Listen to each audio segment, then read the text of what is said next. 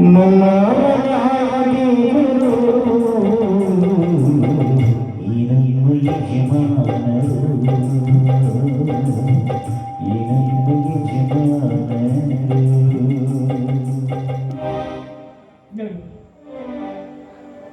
ಸತ್ತು ಸ್ವರ್ಗ ಸೇರಿರುವ ರುದ್ರನ ಮಗಳು ನೀವೆಷ್ಟೇ ಯೋಚನೆ ಮಾಡಿದರೂ ಮರಳಿ ಬರಲಾರದು. ಅದಕ್ಕಾಗಿ ನೀವು ಚಿಂತೆ ಮಾಡಿ ಊಟ ನಿದ್ರೆ ಎಲ್ಲವನ್ನೂ ಇಲ್ಲದೆ ಈ ರೀತಿಯಾಗಿ ಯೋಚನೆ ಮಾಡ್ತಾ ಕುಳಿತರೆ ಏನು ಗತಿ? ಮಗ ಮಾಡಿರುವುದು ತಪ್ಪು ಅನ್ನೋದೇ ಗೊತ್ತು. ಅದಕ್ಕಾಗಿ ಎಷ್ಟೇ ದುಡ್ಡು ಖರ್ಚಾದರೂ ಚಿಂತೆ ಇಲ್ಲ. ಅವನಿಗೆ ಆದಷ್ಟು ಒಂದು ಮದುವೆಯನ್ನು ಮಾಡಿ ಅವನನ್ನ ಮನೆಯಿಂದ ದೂರ ಇಟ್ಟರಾಯಿತು. ಈ ಹಾಲಾದರೂ ಕುಡಿಯಿರಿ. ಬಂದೆ.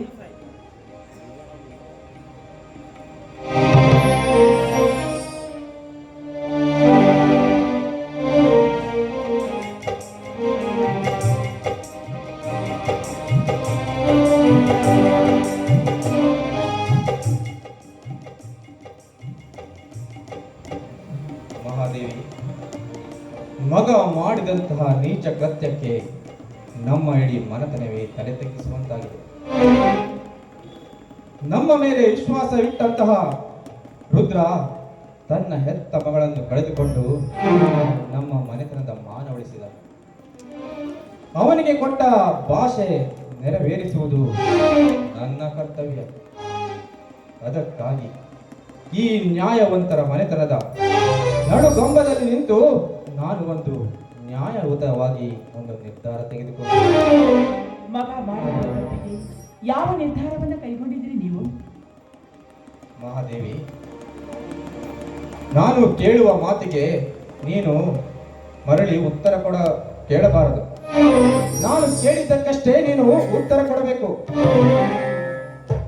ಕೇಳಿ ಸ್ವಾಮಿ, ಅದು ಯಾವ ಮಾತು ಅಂತ ಕೇಳಿ. ನಾನು ನಿನಗೆ ಏನಾಗಬೇಕು?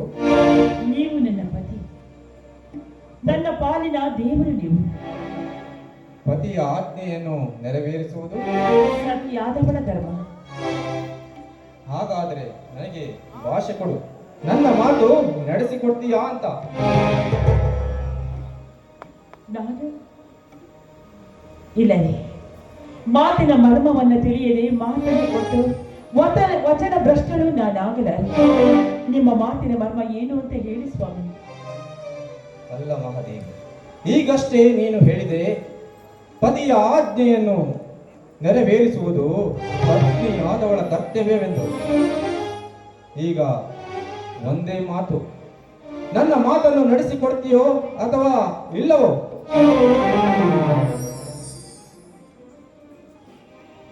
ನೋಡಿ, ನನ್ನ ಹೆತ್ತ ತಂದೆ ತಾಯಿಗಳ ಸಾಕ್ಷಿಯಾಗಿಯೂ ಹೇಳ್ತಾ ಇದ್ದೀನಿ, ನಿಮ್ಮ ಮಾತನ್ನ ನಾನು ಪಾಲಿಸಿಕೊಡ್ತೀನಿ. ಹೇಳಿ, ಅದು ಯಾವ ಮಾತು ಎಂದು. ನೀನು ನನಗೆ ಪ್ರೀತಿಯಿಂದ ಕುಡಿಯಲು ತಂದಿರುವ ಈ ಹಾಲನ್ನ ಮಹಾಂತೇಶನಿಗೆ ಕುಡಿಸಬೇಕು.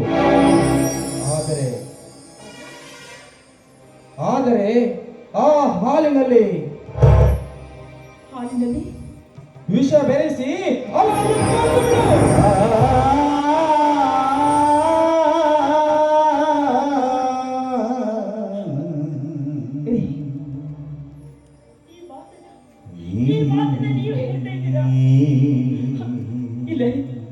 ಇಲ್ಲ, ಅದು ಮಾತ್ರ ಎಂದಿಗೂ ಸಾಧ್ಯವಿಲ್ಲ.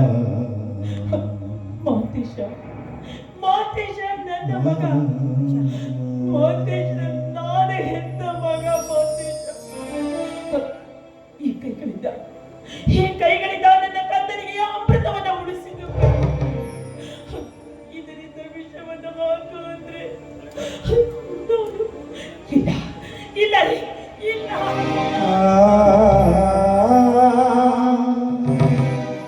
ಮಹಾದೇವಿ, ಮಹಾಂತೇಶ ನಾವು ಹೆತ್ತ ಮಗನಾದರೂ ಅವನು ಮಾಡಿದ ತಪ್ಪಿಗೆ ನಾನು ಶಿಕ್ಷೆ ಕೊಡಲೇಬೇಕು.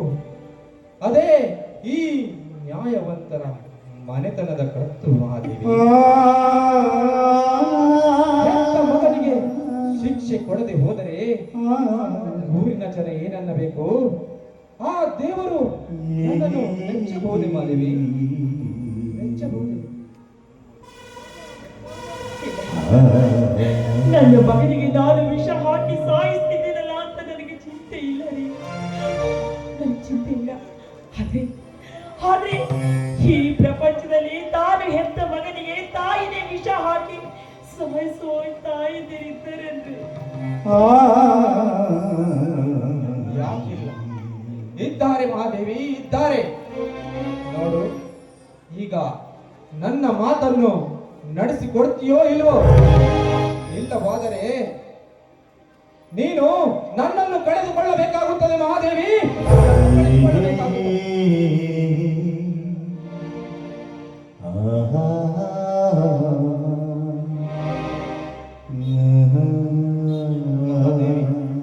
ನಿನಗೆ ನಾನು ಕೇಳುವುದು ಒಂದೇ ಮಾತು, ನಿನಗೆ ಮಾಂಗಲ್ಯ ಬೇಕೋ ಮಗ ಬೇಕೋ? ನೀನೇ ನಿರ್ಧಾರ ಮಾಡು ಮಹಾದೇವಿ, ನೀನೇ ನಿರ್ಧಾರ ಮಾಡು. ಮಗ ಮಗ ಮಾಂಗಲ್ಯ ನನ್ನ ಎರಡು ಕಣ್ಣುಗಳಿದ್ದ ಹಾಗೆ, ಅದರಲ್ಲಿ ಯಾವುದು ಬೇಕು ಯಾವುದು ಬೇಡ ಅಂತ ಕೇಳಿದ್ರೆ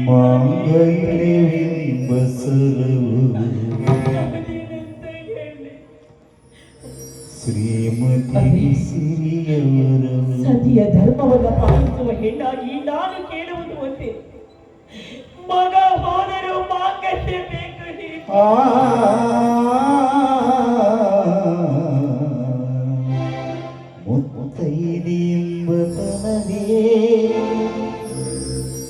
ಮಹಾದೇವಿ, ನಾನು ಹೊರಗೆ ಹೋಗಿ ಬರುವಷ್ಟರಲ್ಲಿ ಈ ಮನೆಯಲ್ಲಿ ಮಗ ಇರಬಾರದು.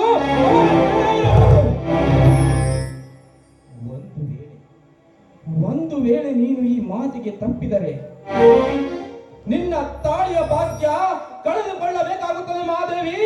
ನೀನೇ ನಿರ್ಧಾರ ಮಾಡು.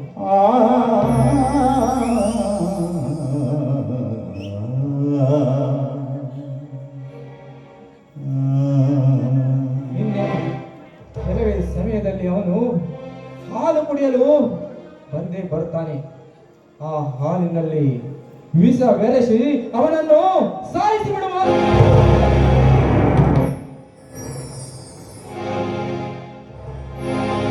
ಸುಮತಿ ಸುಮತಿ ಶ್ರೀಮತಿ ಅರುಣಗಳಿರಲ ಮನೆಗೆ ಒಡತಿ ಮನಗೆ ಗರತಿ. ಸುಮತಿ ಸುಮತಿ ಶ್ರೀಮತಿ ಅರುಣಗಳಿರಲಾರತಿ ಕಾಗೆ ಸುದಾಸಿ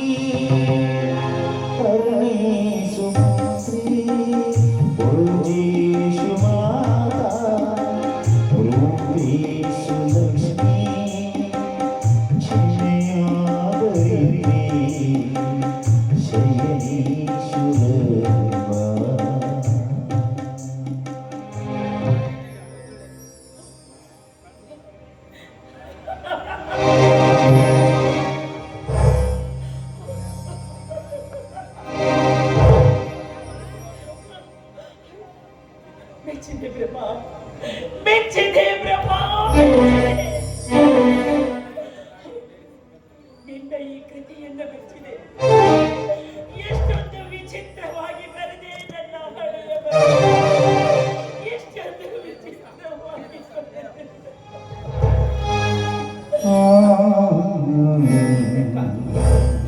ಅದಕ್ಕಾಗಿಯೇ ಬಲ್ಲವರು ಒಂದು ಮಾತನ್ನು ಹೇಳಿದ್ದಾರೆ, ಬ್ರಹ್ಮನ ಬರಹ ಬಲ್ಲವರು ಯಾರು ಎಂದು.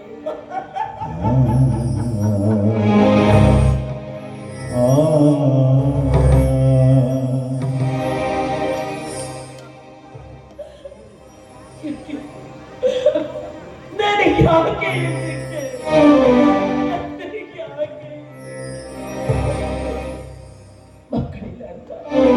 ಮಕ್ಕಳಿಲ್ಲ ಅಂತ ಎಷ್ಟು ದೇವರಿಗೆ ಹರಕೆ ಹರಣಗಳನ್ನು ಕೊಡ್ತೀವಿ.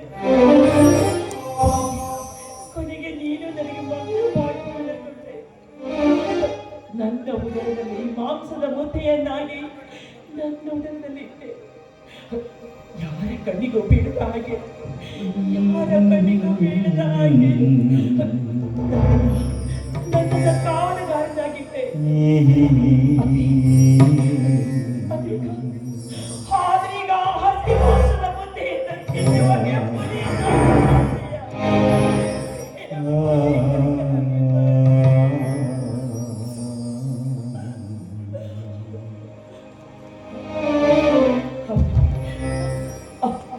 ಆ ಮಾಂಸದ ಮುದ್ದೆ ತಿಂದರೆ ನಂಜು ಅನ್ನೋದು ನನಗೆ ಗೊತ್ತು. ಅದೇ ಇಲ್ಲದೆ ಹೋದರೆ ನನಗೊಬ್ಬ ಪಡಿಯಾಗಿದೆಯಲ್ಲ.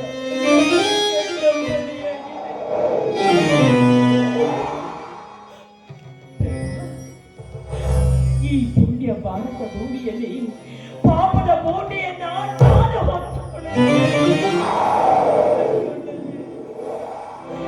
ಯಾಕೆ ನನ್ನನ್ನು ಸೃಷ್ಟಿಸಿದೆ? ಯಾಕೆ ನನ್ನನ್ನು ಸೃಷ್ಟಿಸಿದೆ?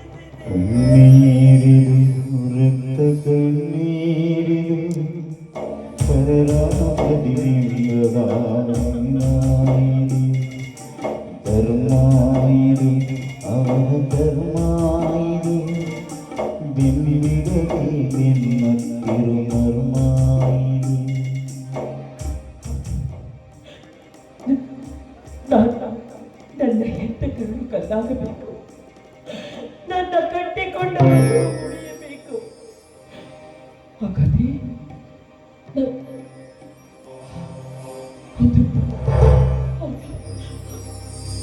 ಆ ಬೆಳ್ಳಿ ಚುಕ್ಕಿ ಮುಗಿಲಲ್ಲಿ ಮರೆಯಾಗಿರೋ ಈಗ. ಆ ಬೆಳ್ಳಿ ಚುಕ್ಕಿ ಮುಗಿಲಲ್ಲಿ ಮರೆಯಾಗಿರೋ ಈಗ. ಕಣ್ಣೀರು ಕಣ್ಣೀರು ಕರರಾಗಿ ಬಿಡಲು ಕಲೆಯು ಕರ್ಮಾಯಿರು. ಧರ್ಮಾಯಿರು ಅವರ ಧರ್ಮಾಯಿರು ನೆನ್ನಿಡಲೇ ನದಿರು ಮರ್ಮಾಯಿರು.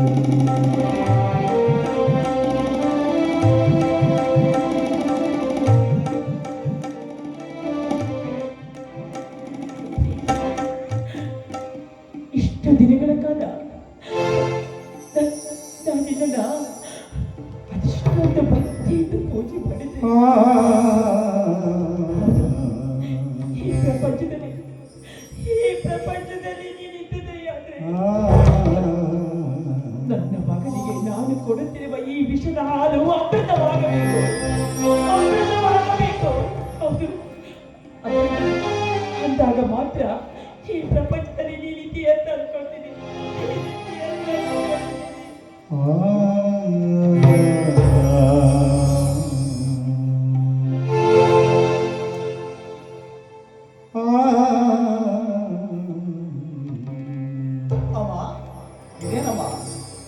ಮಗು ಮನೆಗೆ ಬರೋದ್ರಷ್ಟರಲ್ಲೇ ನಿನ್ನ ಅಂಗೈಯಲ್ಲಿ ಹಾಲಿನ ಗ್ಲಾಸ್ ಅನ್ನು ಹಿಡಿದು ನಿಂತಿರುವೆಯಲ್ಲ ಅಮ್ಮ, ಎಷ್ಟಮ್ಮ ಈ ಮಗನ ಮೇಲೆ ಪ್ರೀತಿ ವಾತ್ಸಲ್ಯ. ನಿನ್ನಂತ ತಾಯಿಯನ್ನ ಪಡಿಬೇಕಾದ್ರೆ ನಿನ್ನ ಹೊಟ್ಟೆಯಲ್ಲಿ ಹುಟ್ಟುವ ಮಕ್ಕಳು ಪುಣ್ಯ ಮಾಡಬೇಕಮ್ಮ. ಇಷ್ಟೊಂದು ಹೆತ್ತ ತಾಯಿಯನ್ನು ನಾನು ಎಲ್ಲೂ ಕೂಡ ಕಂಡಿಲ್ಲ.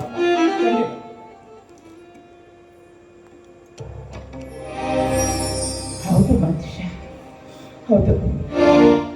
ಮಗನ ಮೇಲೆ ಪ್ರೀತಿ ಮಮಕಾರ ಹೆಚ್ಚಾಗಿ ಇಂಥ ಹಾಲುಣಿಸುವ ತಾಯಿ ಈ ಪ್ರಪಂಚದಲ್ಲಿ ಎಲ್ಲೂ ಹುಡುಕಿದ್ರೂ ಸಿಗಲು ಸಾಧ್ಯವೇ ಇಲ್ಲ. ಅದೇ ಅದೇ ನಿನಗೆ ಸಿಕ್ಕಿದೆಯಲ್ಲ. ನಿನ್ನ ಮಗನಾಗಿ ನನ್ನ ಮಗನಾಗಿ ಹುಟ್ಟಿದ್ದು ನನ್ನ ಪುಣ್ಯನು, ಇಲ್ಲ ನಾನು ನಿನ್ನ ತಾಯಿಯಾಗಿ ಹುಟ್ಟಿದ್ದು ನನ್ನ ಪುಣ್ಯನು, ಎಲ್ಲ ದೇವರಿಗೆ ಗೊತ್ತು ಕಣ್ಣ.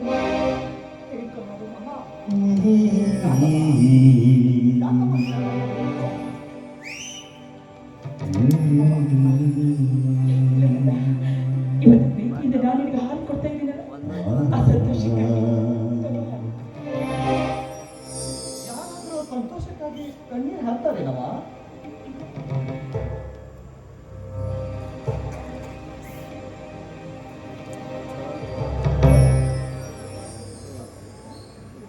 ಅಮ್ಮ, ಇವತ್ತು ನಾನು ಹುಟ್ಟಿದ ಹಬ್ಬ ಮತ್ತೆ ಬಿಟ್ಟಿಯಾ? ಎಲ್ಲಿ ಯಾವುದೋ ಒಂದು ವಿಷಯದಲ್ಲಿ ನನ್ನ ಹುಟ್ಟುಹಬ್ಬವನ್ನು ಆಚರಿಸಿದ್ದು ನೀವು ಮರ್ತಿರಬಹುದು. ಅಮ್ಮ, ಇವತ್ತು ನನ್ನ ಹುಟ್ಟಿದ ಹಬ್ಬ. ಹೆತ್ತ ತಾಯಿಯ ಕೈಯಿಂದ ಹಾಲು ಕುಡಿಯುವ ಮುನ್ನ ನನ್ನ ಒಂದು ಮಾತು ನಿನಗೆ ಕೇಳೋದಿದೆ. ಆ ಪ್ರಶ್ನೆಗೆ ನೀನು ಉತ್ತರ ಕೊಡಲೇಬೇಕಮ್ಮ. ಅದಾದ್ಮೇಲೆ ನಾನು ನಿನ್ನ ಕೈಯಿಂದ ಹಾಲು ಕುಡಿತೀನಿ. ಮಾತೇಶ, ನಿನ್ನ ಮನದಲ್ಲಿ ಕಾಡ್ತಾ ಇರುವ ಪ್ರಶ್ನೆ ಯಾವುದು ಅಂತ ಹೇಗ್ಲಾದ್ರೂ ಹೇಳಬಾರ್ದ? ಅಮ್ಮ, ಇವತ್ತು ನನ್ನ ಹುಟ್ಟಿದ ಹಬ್ಬ. ನಾನು ಒಂದು ದಿನದಲ್ಲಿ ಮಾತನ್ನು ಹೇಳ್ಬೇಕಂತ ಇದ್ದೀನಿ. ಹಾಗೆ ಇಷ್ಟು ದಿನ ನಾನು ಮಾಡಿದ ಯಾವುದೇ ತಪ್ಪನ್ನು ನಿನ್ನ ಮುಂದೆ ಮುಚ್ಚಿಡದೆ ನಿನ್ನ ಮುಂದೆ ಹೇಳ್ಬೇಕಂತ ನಾನು ಇಲ್ಲಿಗೆ ಬಂದಿದ್ದೀನಿ. ಈ ಜಗತ್ತಿನಲ್ಲಿ ಮಕ್ಕಳು ಮಾಡಿದ ತಪ್ಪಿಗೆ ತಾಯಿ ಶ್ರಮಿಸ್ತಾಳೆಂಬ ನಂಬಿಕೆ ನನ್ನಲ್ಲಿದೆ. ಅಷ್ಟೇ ಅಲ್ಲ, ಹೆತ್ತ ತಾಯಿ ಮುಂದೆ ಸತ್ಯವನ್ನ ಹೇಳಿದರೆ ಅದನ್ನ ತಿದ್ದಿ ಒಪ್ಪಿ ಮನ್ನಿಸ್ತಾಳೆಂಬ ಕವಿಗಳ ಕೂಗು ಹೇಳುತ್ತದೆ. ಹೀಗಿರುವಾಗ ಅಮ್ಮ, ನನ್ನ ಜೀವನದಲ್ಲಿ ನಾನು ಮಾಡಬಾರ್ದ ತಪ್ಪನ್ನು ನಾನು ಮಾಡಿಬಿಟ್ಟಿದ್ದೀನಮ್ಮ. ಆ ತಪ್ಪನ್ನು ನಿನ್ನ ಮುಂದೆ ನಾನು ಇವತ್ತು ಹೇಳ್ಬೇಕಂತ ನಾನು ಆ ತಪ್ಪನ್ನು ನಾನು ಒಪ್ಪಿ ಆ ತಪ್ಪನ್ನು ನೀನು ಕ್ಷಮಿಸ್ಬೇಕಮ್ಮ. ನೀನ್ ಮಾಡಿದ ತಪ್ಪು ಯಾವುದು ಅಂತ ಹೇಳು ಮಾತೇಶ. ಅಮ್ಮ, ಈ ಮಾನವಂತರ ಮನೆಯ ಮಗನಾಗಿ, ಪುಣ್ಯವಂತರ ತಂದೆ ತಾಯಿಯ ಕಂದನಾಗಿ ನಾನು ಮಾಡಬಾರ್ದು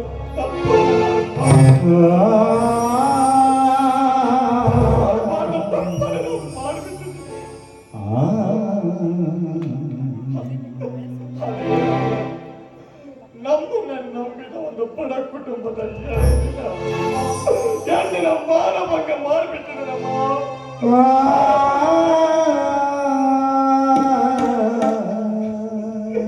ನಾನು ಮಾಡಿದ ತಪ್ಪಿಗೆ ಆ ಹೆಣ್ಣು ಆತ್ಮಹತ್ಯೆ ಮಾಡಿಕೊಂಡು ಸತ್ತು ಹೋದಮ್ಮ.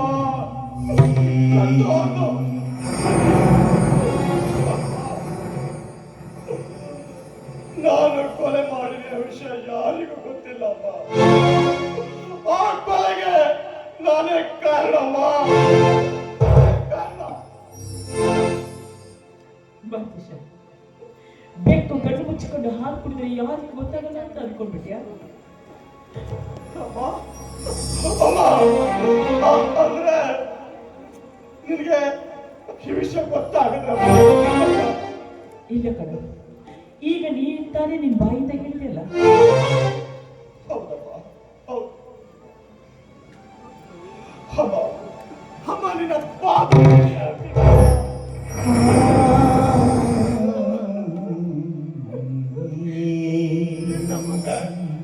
ಇನ್ನು ಮುಂದೆ ನನ್ನ ಜೀವನದಲ್ಲಿ ಬರುವ ಹೆಂಡತಿಯನ್ನ ಬಿಟ್ಟು ಯಾವ ಹೆಣ್ಣನ್ನ ಕೂಡ ನಿನ್ನ ಸ್ಥಾನದಲ್ಲಿ ನೋಡ್ತೀನಮ್ಮ.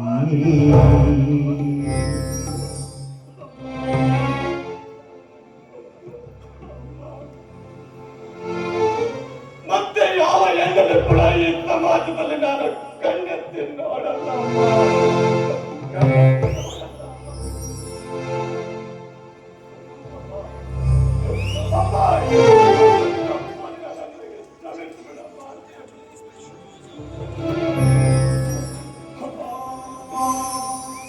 ಇವತ್ತಿನಿಂದ ನೀನು ನನ್ನ ಮಗನಾಗಿ ಬದುಕು ಎಂದು ನನ್ನ ಮಸ್ತಕದ ಮೇಲೆ ನಿನ್ನ ಹಸ್ತವನ್ನು ಇಟ್ಟು ಆಣೆ ಮಾಡಿ ಹೇಳಮ್ಮ.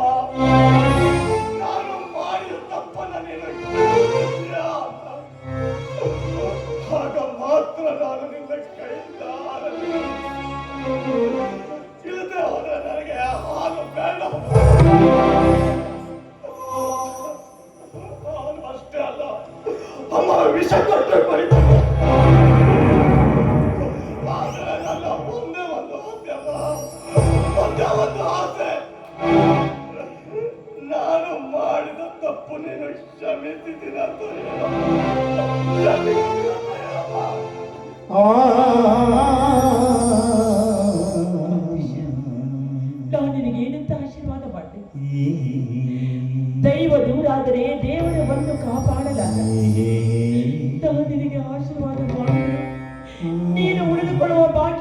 ನೀನು ಪಡೆದುಕೊಂಡೇ ಬಂದಿಲ್ಲ ಅಂದಾಗ ನಾನೀಗಂತ ಆಶೀರ್ವಾದ ಮಾಡಿ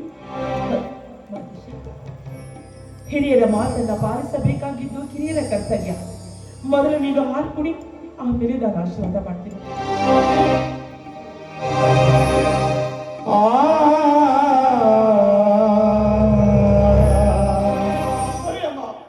ಹೆತ್ತವಳ ಆಶೆ ತಾರಮ್ಮ. ಅಮ್ಮ ಊರಿನೇ ಅಂದರು ನೀನನ್ನ ಜಗಕ್ಕೆ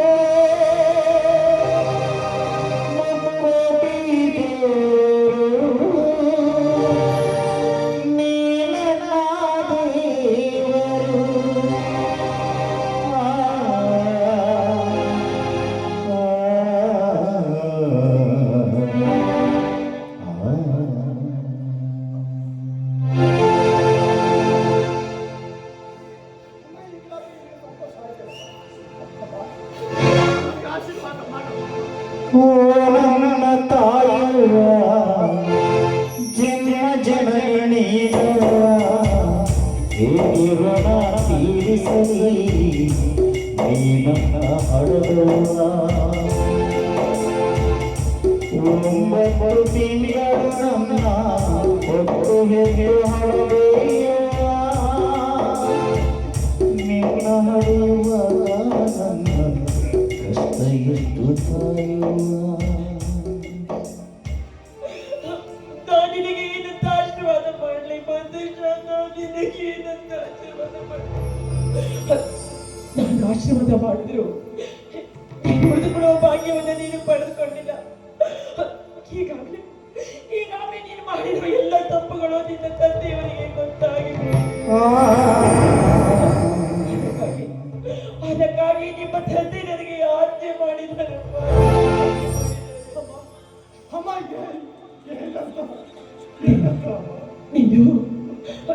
ನೀನು ಬದುಕಿರಲಿ.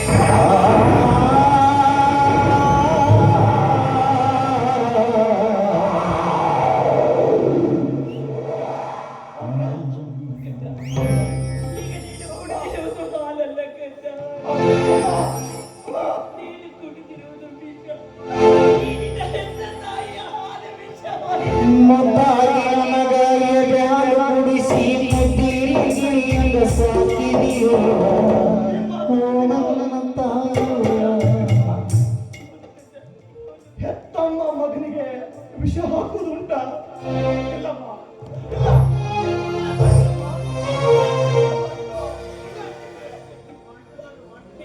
ನಿನ್ನ ತಾಯಿ ಹಾಲು ವಿಷವಾಯಿತು, ನಿನ್ನ ಹೆತ್ತ ತಾಯಿಯ ಹಾಲು ವಿಷವಾಯಿತು.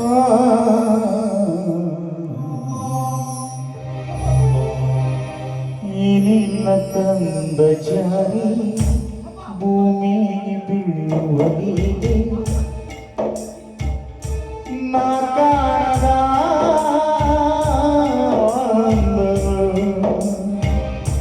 ನೀ ಕೊಟ್ಟ ಪ್ರಾಣವನ್ನು ನಿನಗಾಗಿ ನೀಡುವಾಗ ನಾ ಕಾಣದ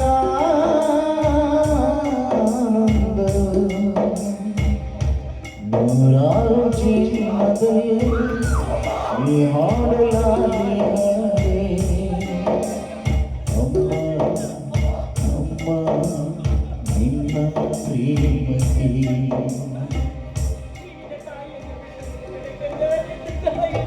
ಅಮ್ಮ ಅಮ್ಮ ನಿನ್ನಂತಹ ತಂದೆ ತಾಯಿಯ ಹೊಟ್ಟೆಯಲ್ಲಿ ಹುಟ್ಟಬೇಕಂದ್ರೆ ಪುಣ್ಯ ಮಾಡಿರ್ಬೇಕಮ್ಮ. ಅಮ್ಮ ಅಮ್ಮ ನಾನು ಬಾಳಪಾದ ತಪ್ಪನ್ನು ಮಾಡ್ಬಿಟ್ಟೆಮ್ಮ. ಮಾನವಂತರ ಮನೆಯ ಮಗನಾಗಿ ಅಮ್ಮ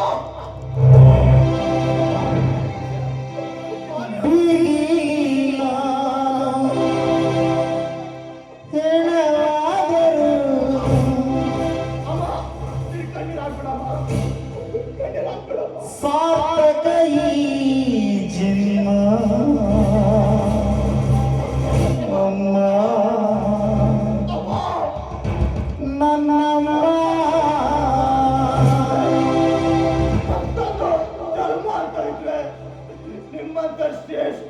ತಂದೆ ತಾರ ಹೊಟ್ಟೆಯಲ್ಲಿ ಹುಟ್ಟಿ ಬರಬೇಕು ಎಂದು ಯಾರಲ್ಲಿ ಕೇಳ್ಬರ್ತಿದ್ರಮ್ಮ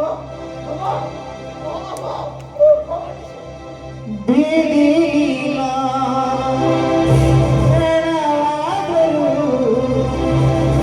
ಸಾರ್ಥಕ ಈ ಜನ್ಮ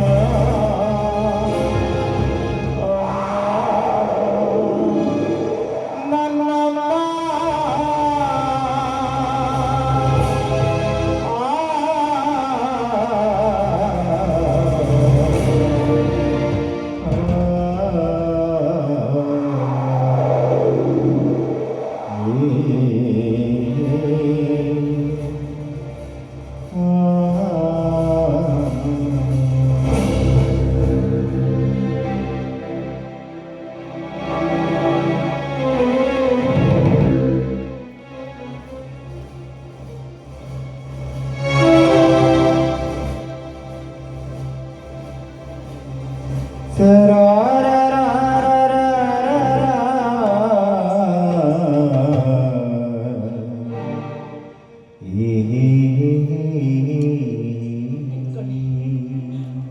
ನೋಡಿ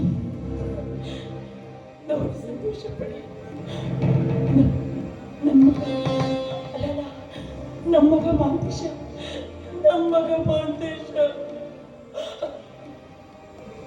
ಇನ್ನಿಲ್ಲ ರೀ ಇನ್ನಿಲ್ಲ. ನೋಡಿ ಸಂತೋಷ ಪಡಿ.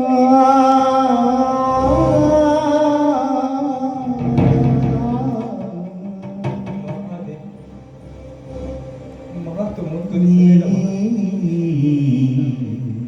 ಇವಾಗ ಸತ್ತಿರುವುದು ಬರೀ ನಮ್ಮ ಮಗನಲ್ಲ ಮಹಾದೇವಿ. ಈ ನ್ಯಾಯ ಮನೆತನದ ನನ್ನ ದೀಪವು ಯಾರಿ ಹೋಗಿದೆ ಮಹಾದೇವಿ, ಯಾರಿ ಹೋಗಿ. ನೋಡು, ತುಂಬಾ ದೊಡ್ಡದಾಗಿ ಮಾತಾಡಬೇಡ. ಊರಿನ ಜನರಿಗೆ ತಿಳಿದರೆ ನಮ್ಮ ಮನೆಯ ಮಾನ ಹೋಗುತ್ತದೆ ಮಹಾದೇವಿ, ಮಾನ ಹೋಗುತ್ತದೆ.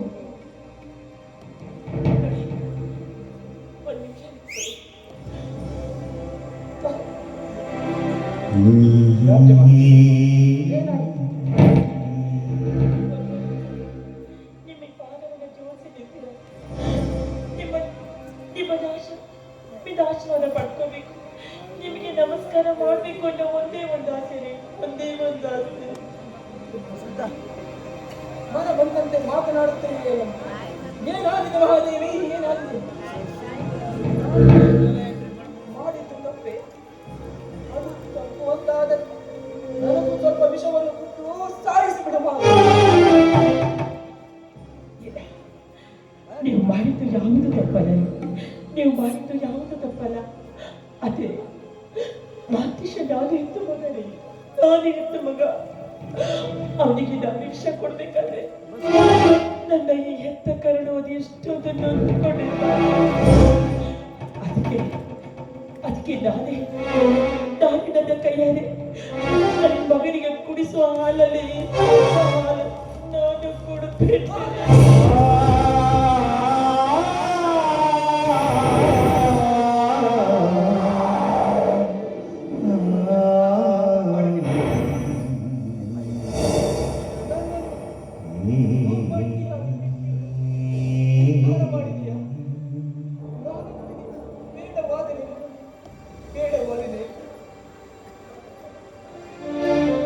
ಇಲ್ಲ, ನಿಮ್ಮಿಂದ ಎಂದೂ ತಪ್ಪಾಗೋದಕ್ಕೆ ಸಾಧ್ಯ ಇಲ್ಲ.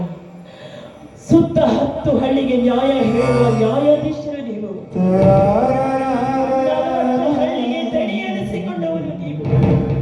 ನಿಮ್ಮ ನೀತಿಯಲ್ಲಾಗಲಿ, ನುಡಿಯಲ್ಲಾಗಲಿ, ನಡೆಯಲಾಗಲಿ ಎಂದೂ ಸಾಧ್ಯನೇ ಇಲ್ಲ. ಆದ್ರೆ ಆ ದೈವ ದುರಂತವನ್ನು ನಡೆದು ಹೋಗಿದ್ದೀರಿ. ಆ ದೇವರ ದುರಂತದಲ್ಲಿ ಇಂಥ ಒಂದು ಸನ್ನಿವೇಶ ಇರಬಾರದಾಗಿತ್ತು. ನಮ್ಮ ಪಾಲಿಗೆ ಬಂದು ಹೋಗ್ಬಿಟ್ಟಿದೆ. ಇನ್ನು 100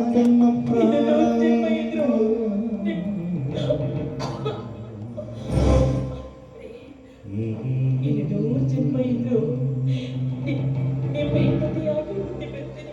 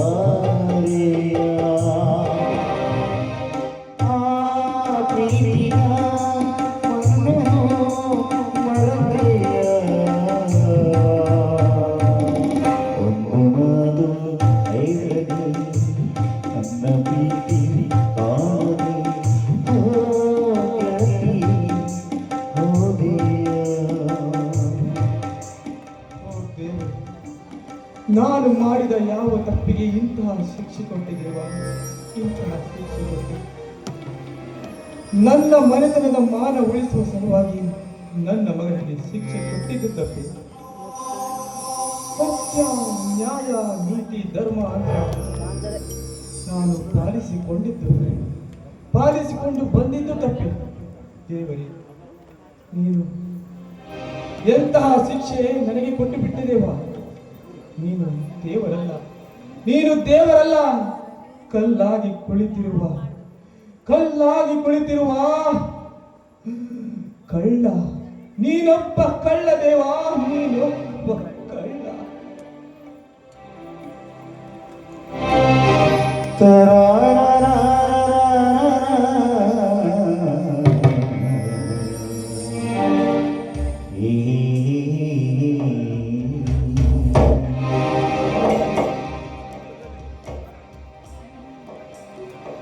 ನಮ್ಮೋರ ನ್ಯಾದಿಯದು ಈ ನಮ್ಮಯ್ಯ ಜೀವ ಮಾತಿನಲ್ಲಿ ಬಿಸಲಿ ಮಾತಿನಲ್ಲಿ ಕೊಳ್ಳಿ ಅಣಿದರೆ ತಪ್ಪಲ್ಲ.